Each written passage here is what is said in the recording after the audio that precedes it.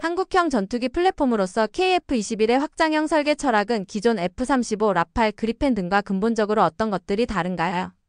F-35, 라팔, 그리펜의 차이를 잘 인지해야지 KF-21의 차이점을 알 수 있습니다. 기본적으로 F-35는 이제 라팔, 그리펜 다음 세대의 전투기지만 라팔, 그리펜은 사실 5세대 전투기라고 할 수 있는 F-22와 같은 시기에 설계되고 개발됐거든요. 쉽게 말해서 유럽이 세계 최강의 스텔스 전투기 F-22에 대해서 정보가 없었던 건 아닌데 미국이 가는 방향보다 자기가 가는 방향이 맞겠지 싶어서 만든 게 일방적인 차이가 나오고 같은 시기에 나오는데 세대가 달라져 버린 것이죠. 이렇게 KF-21은 이와 달리 5세대 전투기가 이미 나온 상태에서 우리가 처음부터 5세대 전투기를 만들 수는 없으니까 향후에 확장 가능성으로 4.5세대에서 5.5세대로 진화할 수 있는 이런 설계적 마진을 가졌다 이렇게 표현할 수 있고요. F-35 같은 경우에는 지금 현재 우리가 구할 수 있는 가장 최첨단 전투기지만 한계점도 존재합니다. 이 통합 항전 장비의 역설인데 역사상 그 어떤 전투기보다 사실은 전자장비에 가까워요. 소프트웨어 코드도 많이 들어가 있고 첨단 전자장비가 있는데 원래 F-35 계획은 첨단 전자장비 마치 아이폰이라든가 이런 것과 비슷하게 업데이트를 계속하면서 성능을 개량하다 이렇게 했는데 시스템이 너무 복잡하니까 업데이트에 돈이 많이 들고 원래는 계속 소프트웨어 업데이트 해가지고 성능을 더 확장시키는 걸 했다가 최근에 들려온 소식 F-35가 지금 현재 블록 1, 2, 3까지 있고 대한민국 공군은 블록 3를 사용합니다. 이제 블록 4가 나와야 되는데 원래는 블록 3에서 4로 업그레이드 가능하게 만들려고 했어요. 그런데 최근에는 업그레이드가 불가능할 수도 있다. 이게 로키드 마틴 측에서 나오고 있습니다. 이와 달리 KF-21은 완전하게 F-35 수준의 통합된 항전 장비가 아니기 때문에 나중에 따로따로 부품 단위로 업그레이드 하는 게 훨씬 더 간편하고 확장 가능한 것이 또 차이점이라 할 수 있어요. 블록2 개발의 조기 완료가 의미하는 체계 통합 능력은 한국 방산의 어떤 변곡점을 보여주고 있는 것인가요? 블록2가 조기 개발 완료라고 하는 게 맞냐 틀리냐 이렇게 논란이 많은데 블록2의 개발 완료 시점은 변경된 게 없습니다. 블록2가 능력을 발휘하는 것이 업데이트가 빨리 된다는 겁니다. 제가 아까 전에 F-35 업데이트 이야기 드렸죠. 이거랑 약간 반대의 경우인데 원래 블록2는 공대지 무장, 그러니까 지상을 공격하는 무장 10종류를 통합하는데 2028년 12월까지 이 10종류의 무장을 다 통합하는 걸로 되어 있거든요. 12월달 되면 한 번에 10개를 다 업데이트하게 되었습니다. 그런데 그것을 개발 계획을 수정해서 개발이 빨리 완성되는 것까지 2027년부터 조금씩 순차적으로 무장을 늘려가는 걸로 바뀌었기 때문에 조기 개발이라 된 거예요. 그래서 2028년에 한국형 공대지 순항미사일 철룡이 통합되는 건 똑같은데 그 전에 유도폭탄들이 먼저 나온다. 이것은 어떤 거냐면 대한민국 방위사업의 연구개발 프로세서가 개념이 패러다임이 전환되는 겁니다. 원래 대한민국은 수출을 생각한 무기체계를 만들지 않습니다. 그리고 한국 공군이 요구한 게 중요한데 요거 같은 경우에는 한국 공군의 요구도 있지만 수출 국가들이 얘네들 KF-22 성능이 좋은데 지상공격 능력을 빨리 업데이트 해줄 수 있어 이런 문의가 나온 걸 반영했기 때문에 우리는 수출 고객과 국내의 그 공군의 요구사항을 동시에 달성할 수 있는 방향으로 신규 무기체계, 차세대 무기체계 개발한 방향성이 앞으로도 정립될 것으로 보입니다. 블록3 업그레이드에서 예고된 11가지 기술 내부무장 DAS, 전자전, AI, 스텔스, 고도화 등은 단순한 성능 향상을 넘어 전장에서 어떻게 패러다임을 바꿀 수 있나요?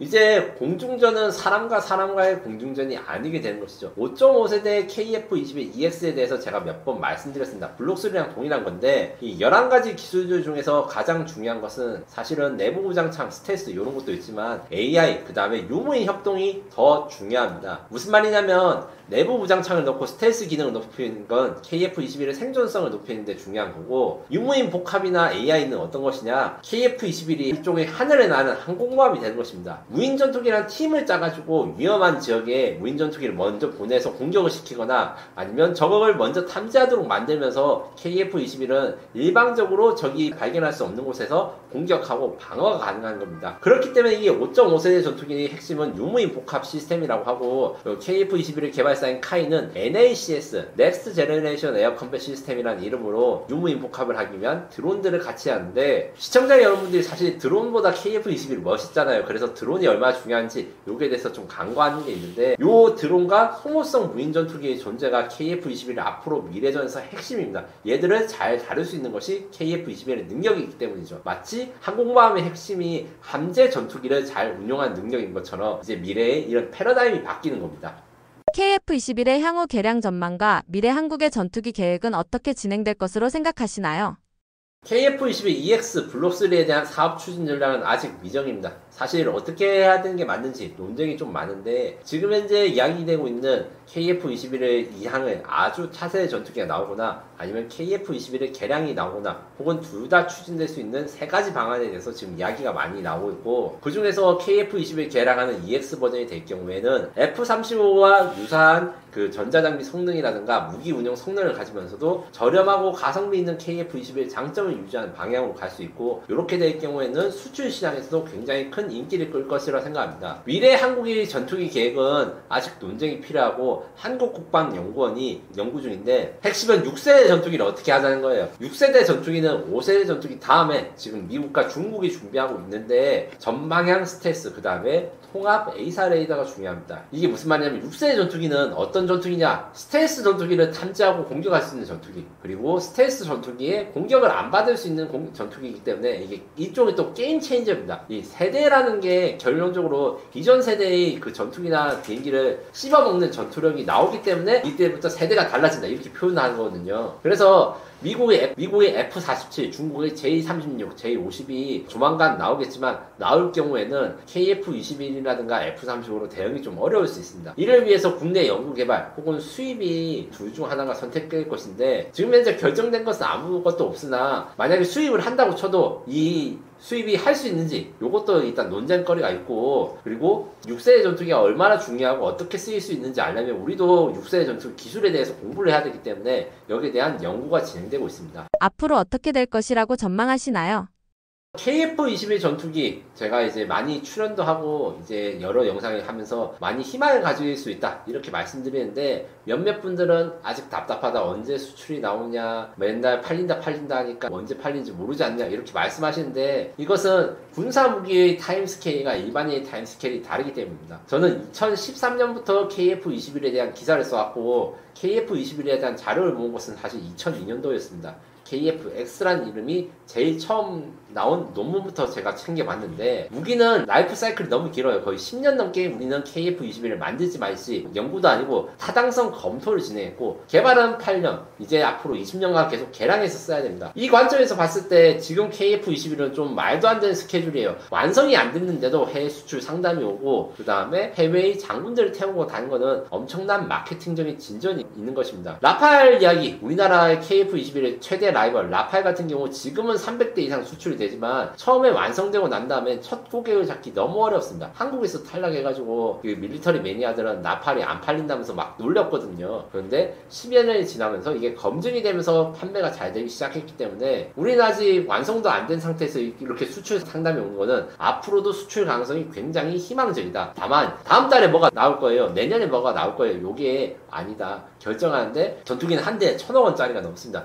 이거를 누가 도장을 찍어서 결정하는 그런 식으로 사업이 돌아가지 않기 때문에 정밀하게 연구랑 계산해서 차세대 전투기를 어느 국가든 채택을 합니다. 이걸 봤을 때 가까운 미래에서는 KF-21을 성공적인 수출 소식을 기다려도 충분하다 이렇게 말씀드릴 수 있어요. 당군 이래 최대의 국방적 사건이라는 평가입니다. 핵 추진 잠수함. 이것이야말로 진정한 게임 체인저일까요?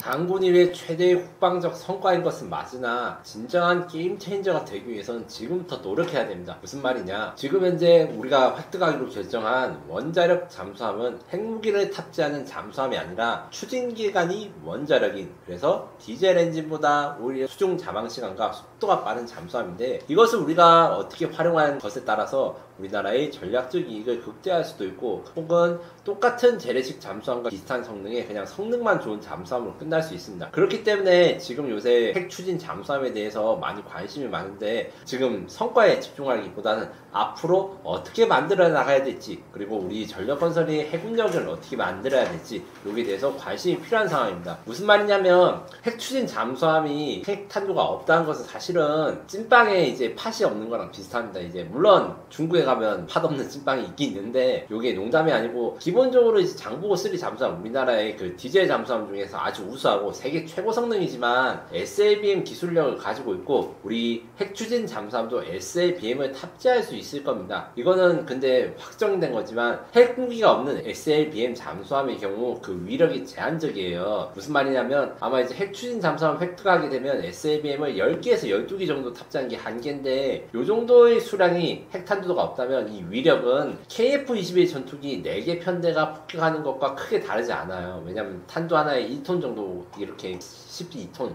이 정도면 사실은 핵폭탄과는 비교할 수 없는 파괴력을 가지고 있기 때문에 그럼 우리가 5월에 무한히 추진할 수 있는 이 잠수함을 가지고 어떻게 활용할 것인가가 앞으로의 숙제가 된다. 이렇게 생각하시면 됩니다. 핵연료 자급 권한 확보는 단지 잠수함 연료 문제를 넘어 핵 인프라 독립국으로 가는 길목으로 볼 수 있을까요? 미국과 핵기구의 관리 감시 체계 속에서 한국이 어느 정도의 기술적 자율성을 확보할 수 있을까요?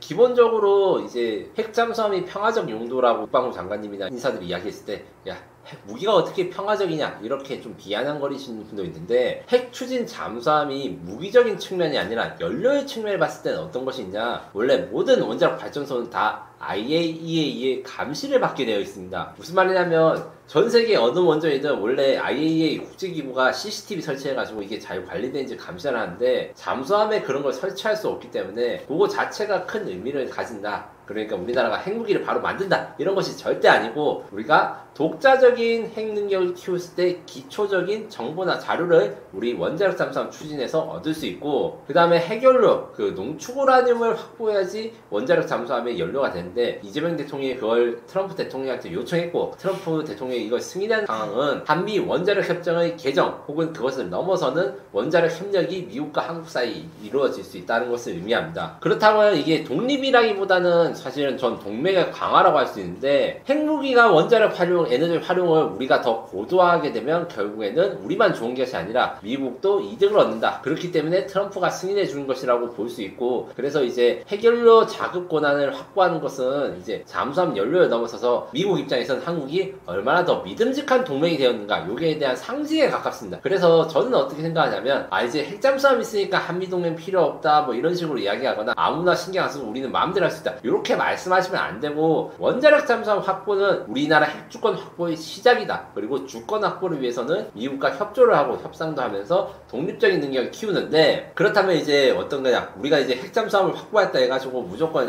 이제부터 핵무기를 만들어야지 뭐 3개월 만에 만들자 이렇게 하는 게 아니라 일본과 동등한 수준의 권리를 확보했다. 요것에 대해서 집중하고 일본이 우리나라보다 뭔가 더 재처리 권한이라든가 이런 핵무기에 가까워질수록 우리도 똑같은 것을 요구하되 우리가 굳이 먼저 나서가지고 국제사회의 비난을 받을 필요는 없다. 그렇기 때문에 좋은 것인데 그렇다 해가지고 우리가 핵무장을 하고 막 미국이랑 싸우고 요렇게까지 하는 것은 다소 오버된 내용입니다. 이번 승인 과정은 한미 간 협력의 틀을 종속형에서 분담형으로 바꾸는 신호로 볼 수 있을까요?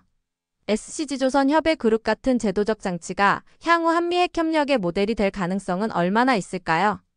종속형에서 분담형으로 바꿔가는 것은 상당 부분 사실입니다. 제가 앞서서 원자력 잠수함 확보랑 핵무기 보유랑 분리해서 생각하고 이렇게 말씀드리는 것은 기본적으로 한국과 미국과의 신뢰가 향상됐기 때문에 이 권한과 능력이 높아진 것이거든요. 그래서 한국만이 할 수 있는 뭐 동자적인 것이라기보다는 한미동맹의 틀에서 우리의 역할이 늘어나는 분담형이라는 게 맞습니다. 이전 정부까지 한미 핵협정이 사실은 뭐 해구산을 명시적으로 이야기해서 뭐 북한이 핵무기를 대한민국 공급하면 미국이 무조건 핵보복을 한다 이런 것들은 없었지만 거기에 가까운 나토의 핵계획 그룹 수준에 가까워졌다 이렇게 평가할 수 있는데 요거는 뭐냐면 미국이 핵미사일을 많이 가지고 있고 한미동맹에서 한국이 미국한테 미사일을 넌 여기다 쏴 이렇게 명령을 할 수는 없지만 협의를 할 수 있는 기본 틀까지는 이전 정부에서 만들어 놨고 여기에서 이제 좀 더 가서 한미 양자 기반의 이 핵우산이나 이런 것들이 원자력 잠수함이라든가 핵미 원자력 협정 개정과는 별도로 추진돼야 됩니다. 이 말인 즉슨 핵무기와 원자력 잠수함을 연계를 안 할수록 한국 입장에서는 이 안전한 나라가 되는 것이고 이제 외국이 보기에도 이 나라는 이제 이재명 대통령이 말한 대로 핵무기를 보유할 의도나 이런 건 없는데 어쩔 수 없이 원자력 잠수함이 필요하니까 걔네는 그렇게 감시를 안 해도 된다. 이런 이미지를 박아주는 게 정말로 중요합니다. 그래서 미래는 이제 다자 협력 체계, 그러니까 미국과 한국이 완전한 핵무기 공유까지는 아니더라도 상당 부분 계획이라든가 작전을 공유할 수 있는 약간 종속형이라고 할 수 있는, 미국의 그냥 명령만 받는 상태에서 파트너로 격상될 수 있는 이런 여지가 이번 협상에서도 이 시초가 될 수 있다라고 할 수 있고, 여기서 사실 논쟁이 되는 부분이 있습니다. 지금 이재명 대통령은 원자력 잠수함을 사용할 수 있는 사용 후 핵연료를 우리가 만들 수 있도록 허가를 해달라 했고, 미국이 승인해달라 했는데 이 허가랑 승인이 약간 결이 안 맞는 단어예요. 그래서 사람들끼리 추측이라든가 아니면 예측이 많습니다. 미국이 핵연료를 그대로 갖다 준다는 설, 아니면 한국이 농축을 하는 제조를 독자적으로 하고 미국이 그냥 승인해 준다는 설, 뭐 아니면 뭐 원자로나 원자력 잠수함을 우리나라 손 안 대고 통째로 준다는 설, 여러 가지가 있는데, 지금 우리 정부가 추진하고 있는 것은 모든 것을 독자적인 농축을 하는 작업을 통해서 독자적인 원자력 잠수함을 만든다, 이렇게 생각하시면 됩니다. 이번 승인을 통해 한국은 단지 추진 체계를 확보한 게 아니라 사실상 핵무기 기술의 문턱을 넘은 것 아니냐는 해석도 나옵니다. 핵연료 자립과 농축 허용은 핵잠수함용 기술로만 머물 수 있을까요? 아니면 혹시 이것이 향후 핵보유국의 기술적 전 단계로 해석될 가능성은 없을까요? 제가 유튜브에 출연해가지고 말씀드리는데 아마 썸네일에 낚이신 분도 있는데, 제가 분명히 말씀드립니다. 원자력 잠수함 이 확보 우리가 스스로 얻을 수 있게 된 건 대한민국의 아주 구분을 견 큰 경사이고, 그럼 우리나라가 핵무기를 가지나요? 이렇게 누가 물어보면 아니야, 우린 멀었어. 우리는 핵무기를 만들 의사도 없고 기술력도 부족하고 시간도 없어. 그리고 원자력 잠수함에 핵무기를 담으려고 우리가 개발한 것이 아니라 라고 분명히 말씀하셔야 됩니다. 제가 유튜브에 이런 대중들한테 말씀하실 때 제가 걱정하는 게 있어요. 항상 전 세계는 핵 확산을 걱정하고, 그것이 우리나라가 아무리 뛰어나고 좋은 나라라도 예외가 아닙니다. 남들이 볼 때 야, 얘들은 핵무기 가지려고 온갖 쇼를 다 하구나, 이러면 사실 핵보유 끝난 거예요. 특히 우리나라처럼 의존이 강한 나라는 일본과 같은 방향. 그러니까 만드는지 안 만드는지 모르겠는데 어느 순간 능력이 있는 요 타입이 제일 좋습니다. 요게 대해서 실제로 이게 그냥 농담이나 장난을 한 것이 아니라 조금 진지하게 이야기하면, 핵무기에 대한 잠재력 확보, 요것은 필요하고 이것은 원자력 잠수함의 계획과 별도로 가는 거라고 생각을 하셔야 됩니다. 그래서 우리가 원자력 잠수함을 가지니까 핵무기도 가질 거야, 요렇게 대놓고 말하는 것보다는 우리는 그런 의도나 이런 의지 이런 것도 전혀 없는데, 만에 하나 누가 핵무기를 사용해서 우리 국가나 민족의 위협을 할 경우에는 어쩔 수 없이 핵무기를 하게 될 경우는 있겠지만, 그럴 일은 웬만하면 오지 않을 것이라는 게 모범답안입니다. 제가 이제 인투 댓글을 보다가 인상적인 그 댓글이 있어서 꼭 인용을 하는데, 외계인이 잡아다가 고문을 해도 자동적으로 대한민국은 핵무기를 만들 생각이 없어요, 이렇게 하는 게 우리나라 핵무기 능력을 발전시킨 게 제일 중요합니다. 실제로 이 이야기를 할 때 너무 저 자세 아니야, 이렇게 말씀하시는 분도 있는데, 이게 농담이나 장난이 아니라 우리 사고 과정이 중요합니다. 무슨 말이냐면, 우리나라보다 원자력 잠수함 먼저 가지기로 확정한 국가가 있습니다. 호주. 오커스 프로그램으로 영국과 미국, 호주가 합동으로 이 동맹을 하면서 원자력 잠수함을 공급받습니다. 그런데 사람들이 이야기를 하지 않는 것 중에서 오커스 동맹으로 호주가 원자력 잠수함을 받는 이유를 잘 이야기를 안 해요. 이게 사람들이 잘 모르시는데, 호주는 심하게 말하면 탈원전 국가다, 핵무기를 만들 계획이 없다, 이것이 오커스 잠수함을 받게 되는 가장 큰 설득한 논리였습니다. 얘들은 핵잠수함을 만들어도 핵무기를 탑재하거나 개발하지 않을 거니까 걱정이 없다, 이게 논리고, 요 논리가 말이 안 되거나 아니면 우리 마음대로 만들어야 할 수 있지, 이런 식으로 생각하시는 분도 있겠지만, 국제정세는 사실 그렇지가 않기 때문에 우리는 핵무기에 관심이 없대. 원자력 에너지를 활용해서 우리의 선택의 폭을 늘리고, 그 다음에 향후에 미래에 있을 수 있는 잠재적 위협에 대응하기 위한 기초 체력을 키운다, 이렇게 공부하셔야 됩니다. 그래서 핵보유국의 기술적 전 단계로 가기 위해서는 사실 핵추진 잠수함이랑 별개로 따로 진행된 것들이 있고, 이거는 한미 원자력 협정 개정, 이게 굉장히 중요합니다. 이 개정을 할 때도 미국한테 우리 핵무기 만들어야 되니까 원자력 협정 개정해야 된다, 이렇게 말 절대로 하면 안 되고 그렇지도 않습니다. 우리는 핵무기를 만들 의도가 없는데, 기본적인 대한민국의 주권을 지키기 위해서, 그리고 일본과 동등한 권리를 가지기 위한 기초 작업, 연구에 대해서 과학적 연구 같은 것들을 좀 허가해달라, 이런 수준으로 생각하는 게 맞습니다. 실제로 어떤 일이 있었냐, IAEA가 한국에 쳐들어와가지고 한국이 난리가 난 적이 있었는데, 이게 조용히 넘어간 적이 있습니다. 뭐냐면, 대학교 실험실에서 레이저 핵 분열 같은 걸 연구를 하기 위해서 핵과학자분들이 아주 소량이라는 게 거의 나노 단위 수준의 그 방사능 물질 이런 것들을 획득하다가, 이게 순식간에 알려져가지고 IAEA가 갑자기 쳐들어와서 한국이 핵무기를 만든 거야 이렇게 감시도 하고 우리가 해명한 적 굉장히 노력을 했어요. 핵 확산을 막기 위한 이런 정서는 사실 국가나 사회 관계없이 다 있기 때문에 요 정서를 잘 감안하고 우리는 원자력 협정을 개정해야 되고 원자력 잠수함 건조도 해야 되지만 핵무기 보유의 의도는 없다. 지금 두 번 이야기합니다. 핵무기 보유의 의도는 없다. 이렇게 스스로 생각을 하시고 여론을 조성해야지 외국에서 올 때 한국이 걔들한테는 원자력 잠수함 줘도 문제가 없어. 이런 식으로 이야기가 흘러가는 겁니다. 북한의 핵잠수함 개발은 단순한 무기 확장이 아니라 핵 억지력의 해상화 전략으로 볼 수 있습니다. 그렇다면 한국의 핵추진 잠수함은 이 해상 핵전력 구도를 어떻게 균형하게 만들 수 있을까요?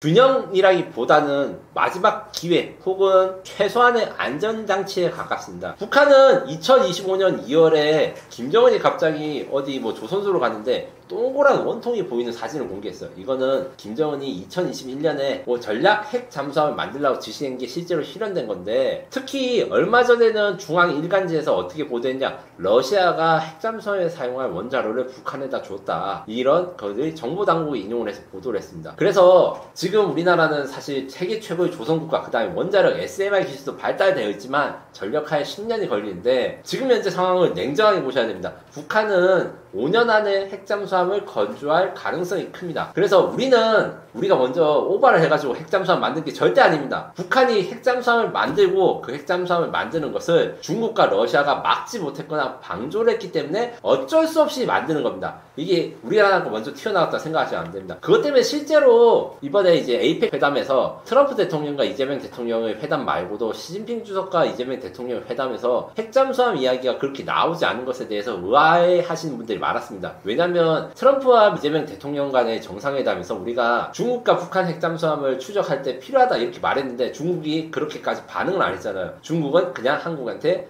이거 유의한다, 그래서 잘 살펴보고 인정은 하지 않겠으나 그렇다고 부정을 하지 않겠다, 이렇게 한 게 자기들이 먼저 잘못을 저질러서 그런 거예요. 북한의 핵잠수함 건조를 허용하거나 방조를 했기 때문에 우리가 그 명분이 세워져서 트럼프도 허락을 했는 것이다. 요거에 대해서 명확히 아셔야 되고, 그렇다면 핵추진 잠수함이 완성되었을 때 어떤 것을 할 수 있냐, 북한의 핵추진 잠수함, 특히 SABM 잠수함을 지속적인 추적과 관찰, 그 다음에 전시에 공격할 수 있게 됨으로써 북한의 제2경 능력에 대한 방어가 가능해집니다. 북한은 항상 핵 보복 능력을 굉장히 강조했는데 핵무기를 가지고 있는 데서 지금 만족하지 않고 먼저 선제 핵 타격을 받거나 핵무기 공격을 받아도 자신들이 복수할 수 있는 능력을 꾸준히 원했거든요. 그리고 이것은 우리나라한테 절대로 허용이 안 되는 문제입니다. 그래서 현재 기준으로 봤을 때 미국의 원자력 잠수함이 맡아야 되는 이 북한 핵 잠수함 추적 임무를 한국이 분담하게 되면 미국 입장에서는 이재명 대통령이 말한 대로 미국 핵 잠수함을 다른 임무에 더 투입할 수 있으니까 여유가 생기고 우리는 우리 스스로 우리에 대한 핵 위협에 대해 대처가 가능한 겁니다. 원자력 잠수함 이야기를 할 때 지금 찬성론도 많고 대부분 지금 유튜브 보시는 분들은 원자력 잠수함 건조를 승인받은 것에 대해서 기뻐하시겠지만 일부 반대론자 분들의 의견도 사실 저는 봤어요. 그리고 그 의견 중에 사실은 이상한 주장들이 많습니다. 가령 우리나라가 바다가 좁아가지고 원자력 잠수함이 있어도 쓸 일이 없다 이렇게 말씀하시는 분이 있어서 북한 견제에